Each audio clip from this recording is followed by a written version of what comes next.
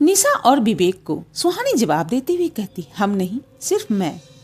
आज रात वो शिकार करने के लिए फिर से बाहर आएगा। मैं भी देखना चाहती हूँ कि आखिर हमारे बीच ऐसा क्या कनेक्शन है। ये सुनकर निशा कहती, सुहानी तुझे क्या लगता है कि हम तुझे वहां अकेले जाने देंगे? निशा की बात पूरी होते ही विवेक कहता, हाँ सुहानी, तुम सोच भी कैसे सकती हो कि हमारे रहते तुम वहां अकेले जाओगी? सुहानी निशा और विवेक को समझाने की कोशिश करते हुए कहती, देखो ऐसा नहीं है कि मैं तुम लोगों की वैल्यू नहीं करती। मैं सच में बहुत लकी फील करती हूँ कि तुम दोनों मेरे दोस्त हो जिन्होंने कभी मेरा साथ नहीं छोड़ा। लेकिन इस बार मैं तुम दोनों को अपने साथ लेकर नहीं जा सकती, वहां बहुत खतरा है।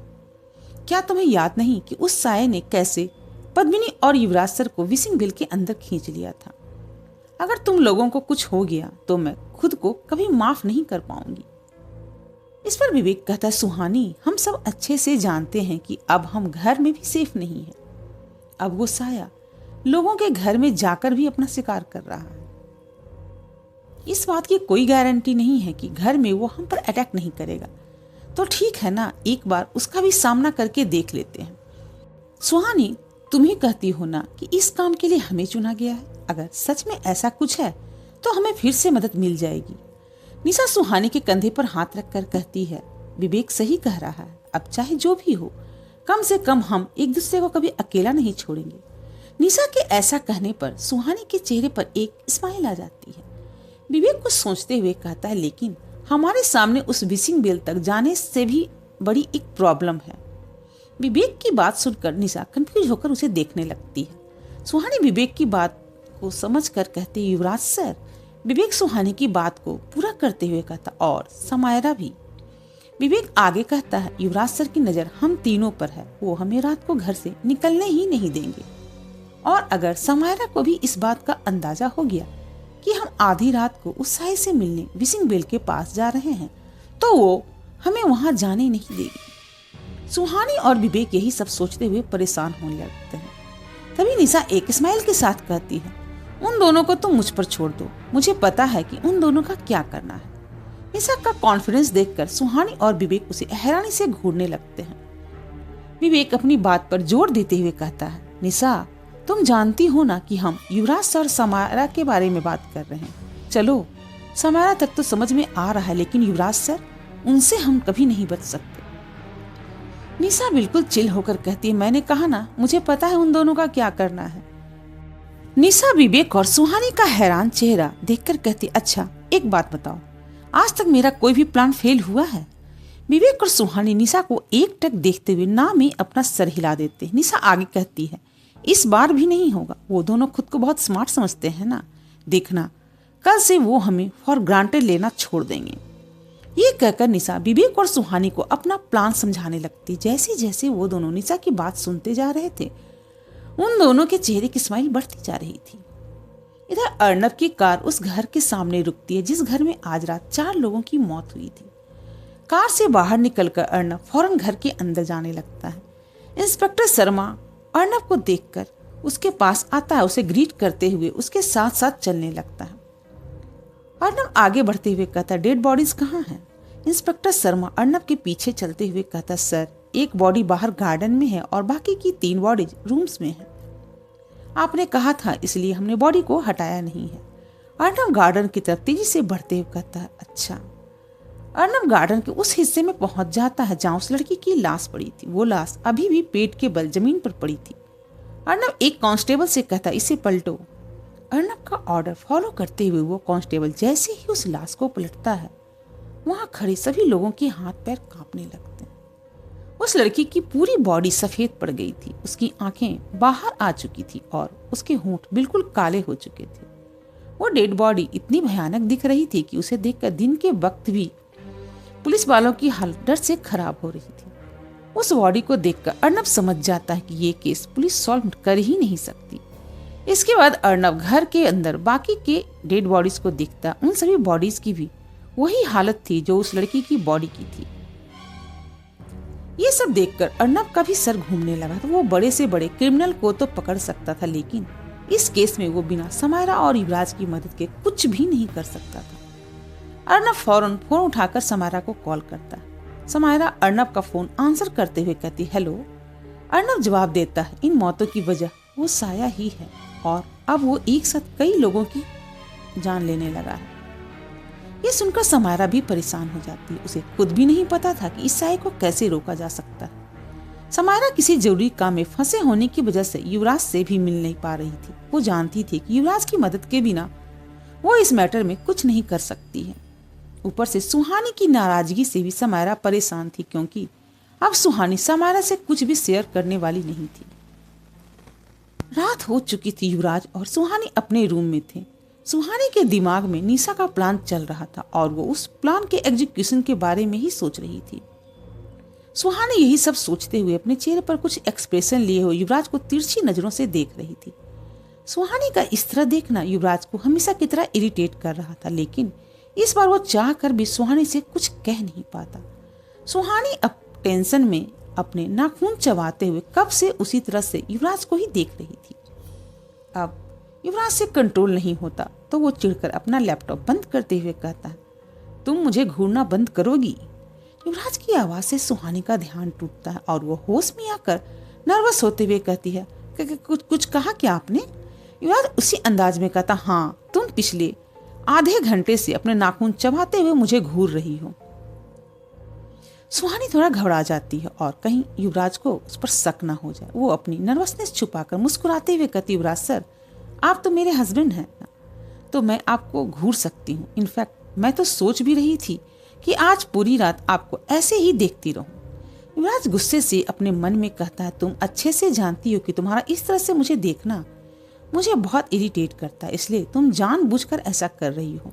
युवराज को चिढ़ते देख सुहानी उसे छेड़ते हुए कहती, क्या हुआ युवराज सर, आपको गुस्सा आ रहा है क्या? युवराज कोई जवाब नहीं देता। वो बस अपने चेहरे के एक्सप्रेशन कंट्रोल करने की कोशिश करते हुए सुहानी को देख रहा था। सुहानी अपनी हंसी कंट्रोल करते हुए सीरियस होकर कहती, युवराज सर, मैं आजकल देख रही हूँ कि आप बहुत चिड़चिड़े होते जा रहे हैं। आपको ना मेडिटेशन करना चाहिए, यू नो, इससे माइंड रिलैक्स हो जाता है और गुस्सा भी कम आता है। युवराज और भी ज्यादा गुस्सा होकर कहता है, मैं तुम्हें चिड़चिड़ा लगता हूँ? सुहानी कहती है, नहीं। युवराज गुस्से में अपनी आवाज ऊंची करके कहता है, मैं चिड़चिड़ा नहीं हूँ, समझी तुम? बकवास बंद करो। सुहानी युवराज के चेहरे पर अपनी उंगली पॉइंट करते हुए कहती, अगर ऐसा नहीं है तो आपको इतना गुस्सा क्यों आ रहा है? युवराज गुस्से में कहता, मुझे गुस्सा नहीं आ रहा है। सुहानी अपनी बात पर जोर देते हुए कहती, नहीं युवराज सर, देखिए आपको गुस्सा आ रहा है, गुस्से से आपका चेहरा लाल हो गया है। युवराज गुस्से में सुहानी की तरफ एक कदम बढ़ाता है, फिर खुद को शांत करने की कोशिश करते हुए वहीं रुक जाता है और आंखें बंद करके एक गहरी सांस लेता है। युवराज बिना कुछ कहे अपना लैपटॉप उठाकर रूम से बाहर जाने लगता है। यह देखकर सुहानी कहती, आपको क्या लगता है मैं स्टडी रूम में नहीं आ सकती? सुहानी युवराज को इरिटेट करने का एक मौका नहीं छोड़ रही थी। युवराज अपना गुस्सा कंट्रोल करते हुए कहता, तुम आखिर चाहती क्या हो? सुहानी एक स्माइल के साथ कहती, मैं आपसे बातें करना चाहती हूँ। सुहानी का जवाब सुनकर युवराज बिल्कुल शांत हो जाता है और उसे एहसास होता है कि सुहानी ये सब सिर्फ इसलिए कर रही थी क्योंकि वो बस कुछ देर युवराज से बात करना चाहती थी। युवराज सुहानी से बिल्कुल भी बात नहीं करता था जब तक सुहानी ऐसी कुछ हरकत करके उसे मजबूर नहीं कर देती थी। युवराज का गुस्सा अब पूरी तरह से गायब हो चुका था और वो बस सुहानी के चेहरे को ही देख रहा था। युवराज को ऐसे देखकर सुहानी कहती, अच्छा ठीक है, अब मैं आपको परेशान नहीं करूंगी, आप अपना काम कीजिए, मैं सो रही हूँ। ये कहते हुए सुहानी ब्लैंकेट ओढ़कर सो जाती है और युवराज उसे बस देखता रह जाता है। युवराज सुहानी के इस बिहेवियर से उसकी युवराज के लिए बेचैनी को साफ देख पा रहा था। ये सब देखकर उसे सुहानी के लिए बहुत बुरा लग रहा था। अब रात के 2:30 बज रहे थे, तभी निशा सभी गार्ड से छुपते हुए युवराज के कमरे की खिड़की के पास आती है और उसके कमरे की खिड़की को निशाना बनाकर एक पत्थर फेंक देती है। वो पत्थर युवराज की खिड़की की कांच को तोड़ते हुए उसके कमरे के अंदर आ जाता है। इस आवाज को सुनते ही युवराज की नींद खुल जाती है और वो फौरन उठकर बैठ जाता है। इससे नींद तो सुहानी की भी खुल जाती है, लेकिन वो अभी भी सोने की एक्टिंग करती रहती है। युवराज बेड से उठकर बिना लाइट ऑन किए अपने आसपास देखता है। तभी उसकी नजर फ्लोर पर पड़े एक पत्थर पर जाती है। युवराज नोटिस करता है कि उस पत्थर पर एक कागज लिपटा हुआ है। युवराज फौरन अपनी खिड़की के पास जाकर बाहर की तरफ देखने लगता है, लेकिन उसे बाहर कोई भी दिखाई नहीं देता। युवराज उस पत्थर को उठाकर उस कागज को देखता है। उस कागज में कुछ लिखा हुआ था, इसी वक्त मुझसे शहर के बाहर वाले अपने फ्लैट में मिलो, सुहानी के बारे में एक जरूरी बात करनी है, समायरा। उस नोट में सुहानी के बारे में लिखा हुआ था, इसलिए युवराज उसे पढ़कर बिना कुछ सोचे कार कीज उठाकर अपने कमरे से बाहर चला जाता। युवराज के वहां से जाते ही सुहानी की आंखें खुल जाती हैं और वो उठकर बैठ जाती है। युवराज अपनी कार लेकर अपने घर से बाहर निकल जाता है। निशा छिपकर युवराज को ही देख रही थी। उसके जाने के बाद निशा एक स्माइल के साथ ब्लूटूथ पर कहती है, मेरा काम हो गया। दूसरी तरफ से विवेक की आवाज भी आती है, और मेरा भी। इधर विवेक ने भी अर्नब के घर के बाहर पहुंचकर समायरा के साथ भी बिल्कुल ऐसा ही किया था। समायरा को लगता है कि वो मैसेज युवराज ने उसके लिए भेजे हैं और वो फौरन अर्नब के घर से उसे बिना बताए अपनी बाइक लेकर चली जाती है।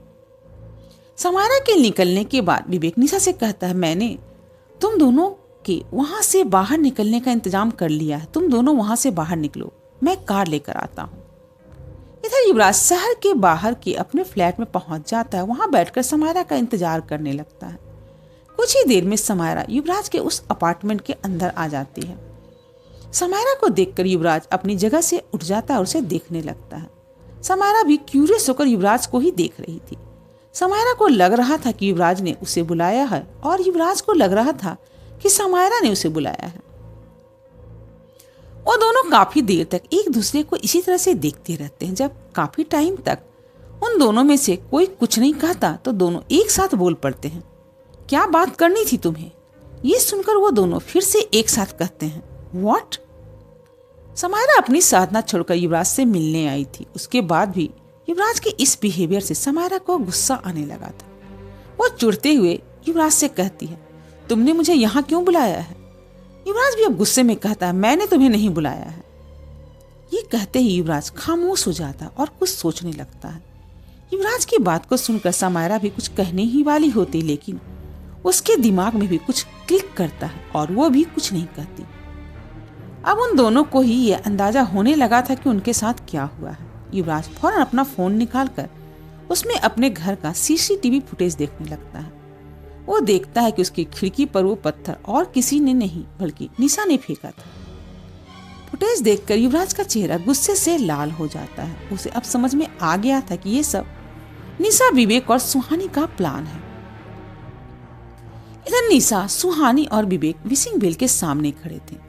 चारों तरफ सिर्फ अंधेरा ही अंधेरा था। वहां धीमी धीमी हवा चल रही थी जिसकी आवाज उन तीनों को साफ सुनाई दे रही थी।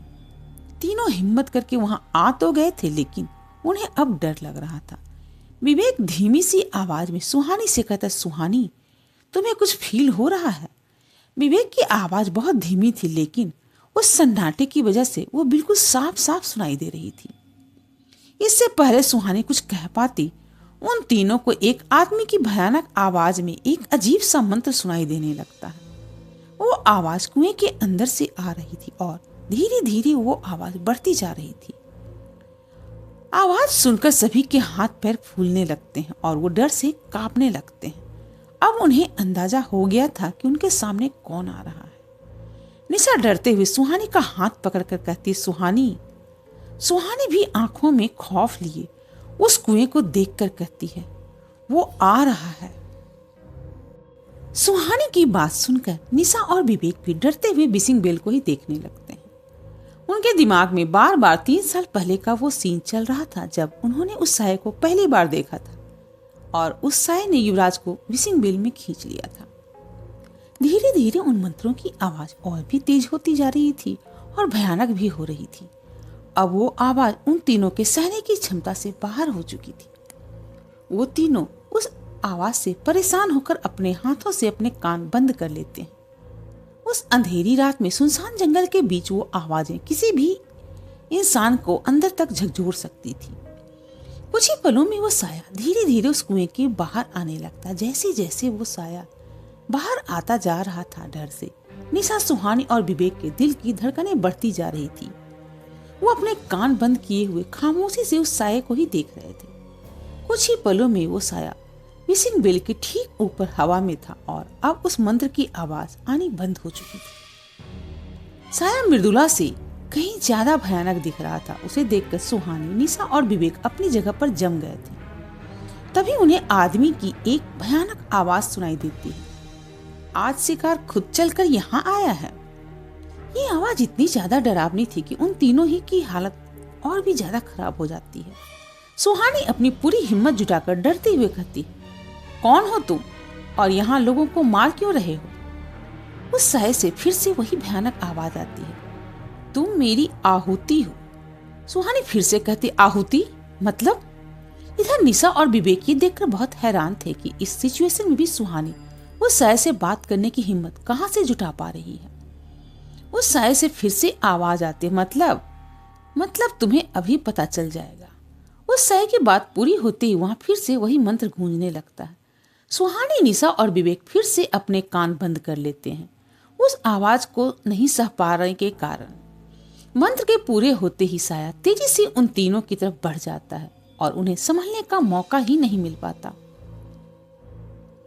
सुहानी समझ जाती कि अगर उस साये ने उन तीनों का एक चक्कर लगा लिया तो उनका भी वही हाल होगा जो बाकी के लोगों का हुआ था। सब कुछ जानते हुए भी सुहानी कुछ नहीं कर पाती और अगले ही पल वो साया बड़ी तेजी से उन तीनों को करीब आकर उनका एक चक्कर लगाने लगता है। उस साये के ऐसा करने पर सुहानी, निशा और विवेक को डर और तकलीफ का वो एहसास होता है जिसे उन्होंने पहले कभी भी महसूस नहीं किया था। ये सब इतनी तेजी से होता है कि किसी को कुछ भी समझ में नहीं आता। जैसे ही वो साया उन तीनों का आधा चक्कर लगा लेता है, वो वहीं रुक जाता है। जब तक उन तीनों को कुछ समझ आता है तो उन्हें एहसास होता है कि वो साया सुहानी के ठीक पीछे खड़ा है। अब डर से उनकी पीछे मुड़ने की हिम्मत भी नहीं हो रही थी। वो साया कुछ देर तक सुहानी के पीछे ही खड़ा रहता है और फिर उसके करीब आकर पीछे से अपनी उसी भयानक आवाज में कहता है, ये असंभव है। ये सुनकर उन तीनों के रोंगटे खड़े हो जाते हैं। अगले ही पल वो साया हवा के से उड़ते हुए उन तीनों से कुछ दूर सामने आकर रुक जाता है। उस साये से गुस्से से भरी आवाज आती है, तुम यहाँ नहीं हो सकती, तुम्हारा अस्तित्व असंभव है। निशा और विवेक अब बहुत ज्यादा डर गए थे और डर की वजह से उनके मुंह से आवाज भी नहीं निकल पा रही थी। लेकिन सुहानी हिम्मत करके फिर से कहती है, क्या मतलब है तुम्हारा? ये कहते ही सुहानी को अपने हाथ पर किसी ठंडी चीज का एहसास होता है और अगले ही पल उसे समझ में आ जाता है कि निशा उस साये से छुपकर सुहानी को कोई धातु पकड़ा रही है। सुहानी इससे थोड़ा चौंक जाती है, लेकिन उसे यह बात समझने में देरी नहीं लगती कि वो और कुछ नहीं बल्कि वही कटार है जिससे विवेक ने भैरवनाथ को मारा था। सुहानी निशा से वो कटार लेकर पीछे से विवेक को पकड़ा देती है। विवेक को समझ आ जाता है कि अब उसे क्या करना है। वो फौरन सुहानी से वो कटार ले लेता है। इधर साया सुहानी, निशा और विवेक के सामने हवा में था।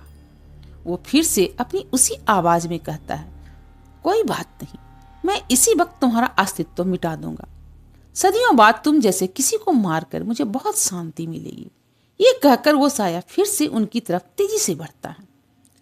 इससे पहले कि वो साया उन तीनों तक पहुंच पाता, विवेक उस कटार से साये पर वार कर देता है। वो कटार साये के आर पार चला जाता है और वहां एक भयानक चीख गूंजने लगती है।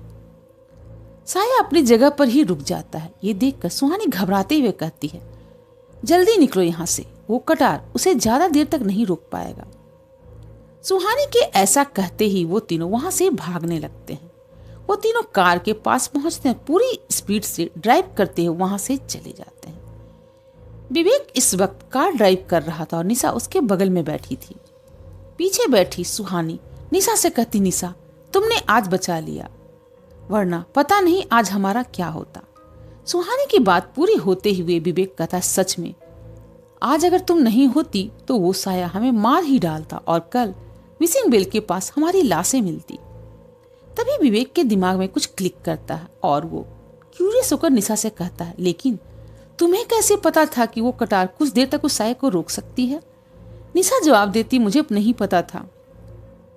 निशा का जवाब सुनकर सुहानी और विवेक उसे हैरानी से देखने लगते हैं। निशा आगे कहती है, तुम दोनों को समायरा का कटार याद है जिससे मृदुला ने युवराज सर पर हमला किया था? सुहानी और विवेक हाँ में अपना सर हिला देते हैं। निशा एक गहरी सांस लेते हुए कहती, युवराज सर ने हमें बाद में बताया था कि वो कटार सिर्फ एक बार ही यूज किया जा सकता था और शायद इसीलिए समायरा ने उसका इस्तेमाल होने के बाद उसे अपने साथ नहीं रखा। लेकिन इस कटार के साथ ऐसा नहीं है। समायरा ने उसे विवेक को देकर कहा था कि अब से वो कटार विवेक का है। इसका मतलब साफ है कि बाबा ने उस कटार को सिर्फ भैरवनाथ को मारने के लिए ही नहीं बनाया था। वो जानते थे कि हमें उसकी आगे भी जरूरत पड़ेगी, इसलिए मुझे लगा कि उस कटार को साथ लेकर जाना चाहिए। शायद वो हमारे कुछ काम आ जाए, और वो सच में हमारे काम आ गई। निशा की पूरी बात सुनकर सुहानी और विवेक उससे बहुत इम्प्रेस हो जाते हैं। विवेक निशा की तारीफ करते हुए कहता, निशा यू आर द जीनियस। निशा अपने बाल ठीक करते हुए कहती है, आई नो दैट। सुहानी भी निशा की तारीफ करते हुए कहती, यार निशा सच में तेरे पास हमारे सारे प्रॉब्लम्स का सॉल्यूशन होता है। निशा फेक एटीट्यूड दिखाते हुए कहती, अरे मैंने तो उस साये की तपस्या भंग की है, तो ये छोटे मोटे काम तो मेरे बाएं हाथ का खेल है। विवेक निशा की खिंचाई करते हुए कहता है, अब ज्यादा हो रहा है। मुझे पता है कि उस साये को देखकर तुम्हारी क्या हालत हो गई थी। ये सुनकर निशा अपना मुंह बना लेती है। सुहानी परेशान होते हुए कहते, लेकिन हम तो उस कटार को वहीं छोड़ आए हैं। विवेक ड्राइव करते हुए कहता, डोंट वरी अबाउट इट, वो विशिंग बेल के पास ही है, वहां कोई नहीं जाता। मैं कल सुबह उसे लेकर आ जाऊंगा। अभी हमें युवराज सर के वापस आने से पहले घर पहुंचना होगा। ये सुनकर निशा हंसते हुए कहती है, युवराज सर और समायरा की शक्ल देखने लायक रही होगी ना, जब उन्हें पता चला होगा कि हमने उन्हें उल्लू बना दिया। निशा की बात सुनकर विवेक और सुहानी भी जोर जोर से हंसने लगते। निशा आगे कहती, बहुत स्मार्ट समझते हैं ना दोनों अपने आप को। अब उन्हें समझ में आ गया होगा कि अब हम 3 साल पहले वाले मासूम बच्चे नहीं हैं जिन्हें वो अपने हिसाब से चला सकते हैं। सुहानी भी सीरियस होकर कहती, एग्जैक्टली, अब हम टीम तभी बनेंगे जब हमारे बीच ट्रांसपेरेंसी होगी, वरना नहीं। विवेक भी कहता, आई टोटली एग्री। इधर युवराज अपने अपार्टमेंट में अपने मोबाइल पर सीसीटीवी फुटेज देख रहा था। युवराज का गुस्से से लाल चेहरा देखकर समायरा भी उसके पास जाकर उसका फोन देखने लगती है। वो फुटेज देखकर दोनों को एक बात का डर लगने लगता है कि कहीं वो लोग विशिंग बेल के पास तो नहीं चले गए। युवराज और समायरा दोनों ही जानते थे कि वो तीनों पहले भी ऐसा कर चुके हैं। उस फुटेज को देखते ही युवराज और समायरा एक दूसरे को देखते हैं और फौरन भागते हुए उस अपार्टमेंट से बाहर आ जाते हैं। युवराज समायरा से काफी तेज था। वो पहले बिल्डिंग से बाहर आ जाता और अपनी कार पूरी स्पीड में विशिंग बेल की तरफ बढ़ा देता है। युवराज के बाद समायरा बाहर आती है और वो अपनी बाइक से विशिंग बेल की तरफ बढ़ जाती है। कुछ ही देर में युवराज की कार विशिंग बेल के पास आकर रुकती है। अब तक 4 बज गए थे और वो लोग वहां से जा चुके थे। युवराज बौखलाहट के साथ कार से बाहर आता है और विशिंग बेल के पास जाकर चारों तरफ देखने लगता है। वहां उसे सुहानी, निशा और विवेक दिखाई नहीं देते।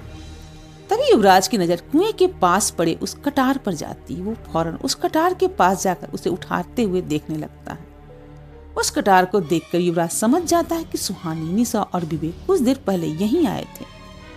ये सोचकर ही युवराज की धड़कन बढ़ने लगती थी कि यहाँ उन तीनों के साथ क्या हुआ होगा। युवराज ये सोच ही रहा था, तभी समायरा की बाइक उसके पास आकर रुक जाती है। युवराज के हाथ में वो कटार देखकर समायरा समझ जाती कि वहाँ क्या हुआ होगा। युवराज उस कटार को जमीन पर पटककर उस कुएं की तरफ बढ़ने लगता है। उसे डर था कि कहीं वो साया सुहानी और उसको दोस्तों को कुएं के अंदर तो नहीं ले गया।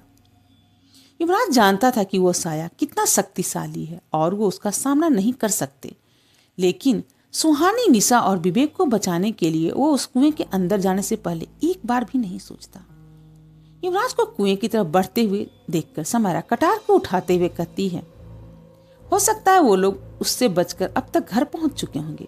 उस कटार को देखते ही समायरा समझ गई थी कि अभी अभी उसका इस्तेमाल किया गया है।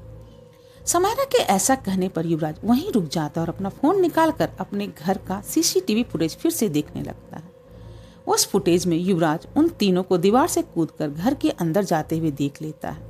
ये देखकर युवराज का मन शांत हो जाता है। युवराज का रिएक्शन देखकर समायरा समझ जाती है कि अब सब ठीक है और उसे ये भी पता चल जाता है कि वो तीनों उत्साह का सामना करने के बाद भी जिंदा बच गए हैं। समायरा को अब किसी भी हालत में उन तीनों से बहुत से सवालों के जवाब चाहिए थे। वो ये बात अच्छे से जानती थी कि इस बार उसके लिए ये सब बहुत मुश्किल होने वाला है। सुहानी और उसके दोस्त समायरा से नाराज थे। वो ना समायरा को और ना ही युवराज को कुछ भी बताने के मूड में थे। युवराज को भी इस वक्त इन सारी बातों से कोई मतलब नहीं था। वो जल्द से जल्द घर पहुंचकर सुहानी को देखना चाहता था। इससे पहले समायरा युवराज से कुछ कह पाती, युवराज बड़ी तेजी से वहां से चला जाता है।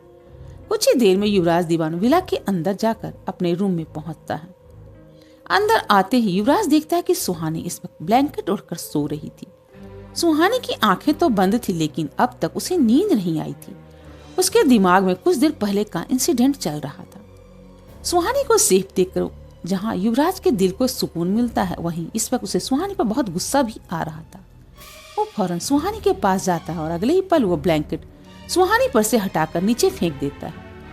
युवराज बेड पर बैठकर सुहानी को उठाकर बैठा देता है। युवराज के अचानक की गई इस हरकत से सुहानी घबरा जाती है और वो डरते हुए युवराज को देखने लगती है। युवराज सुहानी के बाहों को कसकर पकड़ लेता है और उसके बिल्कुल पास जाकर गुस्से में उसकी आंखों में देखते हुए कहता, तुम खुद को समझती क्या हो? सुहानी को यह समझने में देर नहीं लगती कि युवराज को अब सब कुछ पता चल चुका है, लेकिन फिर भी वो अनजान बनते हुए कहती, युवराज सर आप ये क्या कह रहे हैं? मैं तो सो रही थी। युवराज सुहानी के हाथ पर अपनी पकड़ मजबूत करते हुए कहता, इनफ, मुझे पता है कि तुम तीनों आज रात विसिंग विल के पास गए थे, तो अब ये ड्रामा बंद करो। ये सुनकर सुहानी के चेहरे पर भी घबराहट की जगह गुस्से के भाव आने लगते हैं। वो भी युवराज की आंखों में देखते हुए कहती है, और आप भी गए थे? सुहानी के ऐसा कहने पर युवराज की पकड़ सुहानी के हाथों पर लूज हो जाती है और उसका गुस्सा भी कम होने लगता है। युवराज खुद को संभालते हुए कहता, मैं तुम्हें लास्ट वार्निंग दे रहा हूँ, अगर तुमने फिर से ऐसा कुछ किया तो। सुहानी युवराज की बात को बीच में ही काटते हुए कहती, तो क्या युवराज सर, क्या कर लेंगे आप?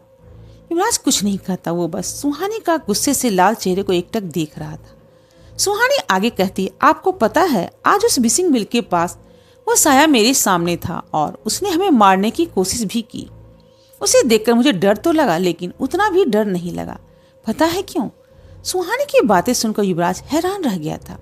उसे विश्वास नहीं हो रहा था कि उस साया का सामना करने के बाद भी सुहानी जिंदा है। वो बस सवालिया नजरों से सुहानी को ही देखने लगता है। सुहानी आगे कहती, क्योंकि मैंने अपनी लाइफ के सबसे बड़े डर का सामना कर लिया है और वो डर आपको खोने का था। अब मुझे किसी चीज से डर नहीं लगता। यू नो व्हाट, अब तक मुझे लग रहा था कि शायद आप पर किसी ने वशीकरण किया है या मेरी तरह आपकी भी मेमोरी जा चुकी है, लेकिन जिस वजह से आपने मुझसे खुद को दूर कर दिया है। लेकिन इस वजह से अब तक मुझे आपसे कोई भी शिकायत नहीं थी, लेकिन इतने दिन आपके साथ रहने के बाद अब मुझे पता चल गया है कि ऐसा कुछ नहीं हुआ है। आपने ये सब जानबूझकर पूरे होशोहवास में किया और मैं इसके लिए आपको कभी माफ नहीं करूंगी। और रही बात आपकी धमकी की, तो मैं आपको बता दूं कि न अब मुझे आपसे डर लगता है और ना ही समायरा से। मैं उस साय को खत्म करके रहूंगी। आप मुझे रोक सकते हो तो रोक लो। ये कहकर सुहानी अपने बेड से नीचे उतरकर जमीन पर पड़ा हुआ ब्लैंकेट उठाती और बेड में आकर उसे ओढ़कर फिर से सो जाती है। युवराज बस सुहानी को देखता रह जाता है। सुहानी के खुद के लिए नाराजगी देखकर युवराज को बहुत ज्यादा तकलीफ हो रही थी और साथ ही अब उसे एहसास भी हो चुका था कि उसके दूर होने की वजह से सुहानी अब काफी बदल चुकी है। वो पहले से और भी ज्यादा ब्रेव और स्ट्रांग हो गई है। युवराज के पास सुहानी से कहने के लिए अभी कुछ नहीं था। वो लाइट्स बंद करके अपने काउच पर आकर सो जाता है। सुहानी, निशा और विवेक इस वक्त अपने अपने कमरे में बेड पर लेटे थे, लेकिन उनकी आंखों में दूर दूर तक नींद नहीं थी। तीनों के दिमाग में बस एक ही सवाल चल रहा था, आखिर उस साय ने ऐसा क्यों कहा कि सुहानी का अस्तित्व ही असंभव है।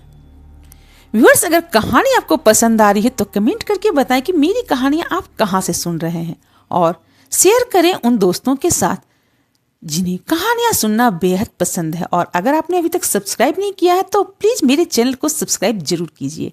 Thanks for watching.